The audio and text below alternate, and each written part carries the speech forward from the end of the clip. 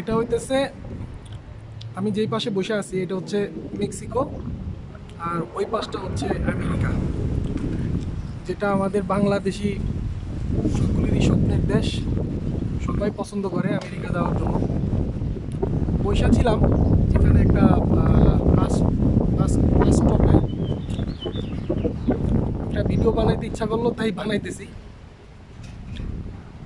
বসে বসে দেখতেছি যে আমেরিকার ওই পাশ, এটা হচ্ছে আমেরিকার বর্ডার।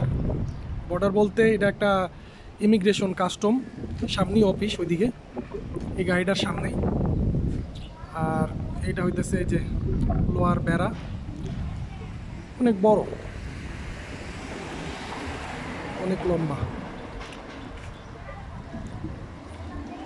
অনেকে ভাবতেছেন ভাই বর্ডারের কাছে আইসা বৈশা রয়েছেন, আপনি কি আমেরিকা যাবেন? না ভাই, আমি আমেরিকা যাবো না, আমি মেক্সিকোতেই বৈধ।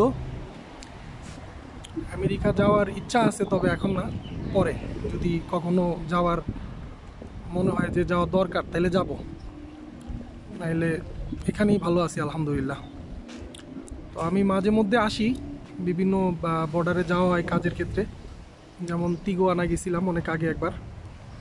এবার এই যে বর্ডারটায় আমি আসছি এটা হচ্ছে নোগালেস নোগালেস বর্ডার, ঠিক আছে।